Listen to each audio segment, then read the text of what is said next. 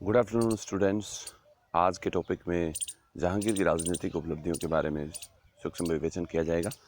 जैसे कि हमने पिछले वीडियो में देखा था कि जहांगीर का जन्म और उसके वैवाहिक संबंध ये भी राजनीति का पार्ट है, लेकिन फिर उससे आगे प्योर राजनीतिक घटनाक्रमों का अवलोकन यहाँ पर हम त्वरित गति से करते हैं। जैसा कि आप स्क्रीन पर देख पा रहे हैं, जहांगीर की दक्षिण नीति पहला टॉपिक है इसमें। जैसा कि आपको विदित है कि जलालुद्दीन अकबर के समय से ही 1591 में अली कुली खां के नेतृत्व में दक्षिण के राजाओं ने जो है अकबर की अधीनता स्वीकार करना शुरू की थी, और खानदेश के राजा अली कुली खां ने सबसे पहले अधीनता स्वीकार करके उत्तर भारत के मुग़ल सम्राटों का दक्षिण में दबदबा जो है उसकी शुरुआत करने का जो पहला उदाहरण वो माना गया है। उसके बाद में अकबर ने जो है एक तरीके से बरार और आधा अहमदनगर और खानदेश, ये तीन जो हैं अकबर ने दक्षिण में सूबे हासिल किए थे, और कुल अपने सूबों की संख्या जो है वो 15 की थी। इसके बाद में जहांगीर के समय वैसे कोई सूबा नहीं जोड़ा गया, लेकिन जो नुकसान होता है उसकी हम चर्चा करते हैं। अकबर की नीतियों, जो आधा अहमदनगर था उसको पूर्ण जीतने के लिए जहांगीर ने अपने पुत्र खुर्रम और आमेर के मानसिंह को दक्षिण अभियान के लिए भेजा, लेकिन दक्षिण के वज़ीर जो मलिक अंबर थे उनकी सूझबूझ के कारण और उन्होंने जो गोरिल्ला पद्धति अपनाई उसके कारण मुग़लों के मंसूबे जो हैं वो दक्षिण भारत में ज़्यादा सक्सेसफुल नहीं हुए, और वहाँ पर एक तरीके से गोरिल्ला पद्धति या छापामार पद्धति अपनाते हुए मलिक अंबर ने मुग़लों से आधा अहमदनगर भी छीन लिया। हालांकि 1618 में एक संधि की थी, लेकिन 1620 में अहमदनगर मुग़लों के हाथ से निकल गया। इस तरीके से देखा जाए तो दक्षिण में जहांगीर पूर्णतः असफल रहे। यद्यपि 1618 में एक अल्पकालिक संधि जो की गई थी उसके कारण मानसिंह को जहांगीर ने फर्जंद अर्थात बेटे की उपाधि दी, जबकि खुर्रम जो थे उनको उन्होंने शाहजहां की उपाधि दी थी उसी अवसर पर।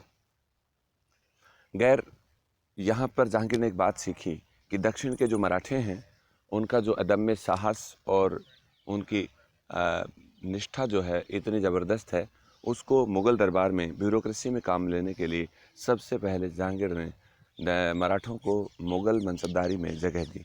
ये भी एक आपका प्रश्न रहेगा, मुग़ल मनसबदारी में सबसे पहले जगह देने वाले बादशाह कौन थे, तो वो जहांगीर होंगे। तो इस तरीके से जहांगीर ने सबसे पहले काम किया था। और इसके बाद में जो है शेखजादे जिनको हम बोलते हैं, जिनको हम हिंदू मनसबदार बोलेंगे, उनको भी जहांगीर ने यहाँ पर जगह दी थी। तो जहांगीर इन दो चीज़ों के लिए जाना जाता है। अगला इसमें टॉपिक आप देख रहे हैं ईस्ट इंडिया कंपनी के साथ संबंध। इसका भी सूक्ष्म विवेचन हम कर चुके हैं।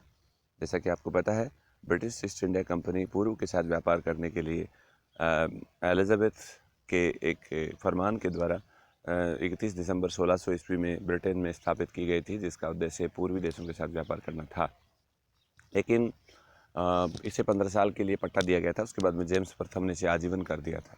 जेम्स प्रथम के राजदूत के रूप में विलियम हॉकिंस 1608 में आगरा में जहांगीर से मिले थे व्यापारिक अनुमति प्राप्त करने के लिए, लेकिन उन्हें सफलता प्राप्त नहीं हुई। चूँकि जहांगीर इस समय अपने कुछ सलाहकारों से सलाह करने के उपरांत इस निष्कर्ष पे पहुँचे, इतने जल्दी इस कंपनी को यहाँ पर पनाह देना या इजाज़त देना अपने आप में एक चुनौती होगी, इसलिए जहांगीर ने इन्हें अनुमति नहीं दी। लेकिन बाद में जब 1613 से लेकर 18 तक जहांगीर यहाँ पे रहे, अजमेर में रहे, उन्होंने अजमेर को केंद्र बनाया, और स्पेशली उसका उद्देश्य तो मेवाड़ के ऊपर काबू प्राप्त करना था।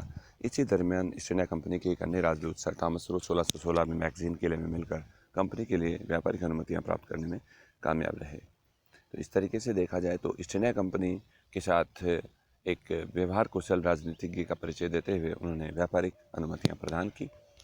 और यहाँ पर अंग्रेज़ जो थे उनसे, जैसे जहांगीर जो थे वो वैसे ईसाई धर्म से भी काफ़ी इंस्पायर्ड थे। सेंट जेवियर जो थे उनके अच्छे प्रशिक्षक के रूप में यहाँ पे थे। अगर हम नॉर्थ इंडिया में पॉलिटिक्स की बात करते हैं तो इसका डिस्कशन हम ऑलमोस्ट कर चुके हैं। नॉर्थ इंडिया में राजपूत स्टेट ही आते हैं, बाकी जहांगीर ने कोई ऐसा विस्तार नहीं किया है। राजपूत स्टेट में हमने देखा कि मारवाड़ के साथ में जगत गोसाई के साथ विवाह करके सौहार्दपूर्ण संबंध बनाए। मानबाई के साथ विवाह करके आमेर से संबंध बनाए, यद्यपि खुसरो के विद्रोह के बाद में वो संबंध थोड़े कमज़ोर हो गए और इस कारण से जो है पे करना पड़ा। और बीकानेर के राय सिंह के साथ में अच्छे संबंध थे, उन्हें मान सिंह की जगह दी गई। और अबुल फजल की हत्या इन्होंने वीर सिंह बुंदेला की मदद से ऑलरेडी करवाई दी थी।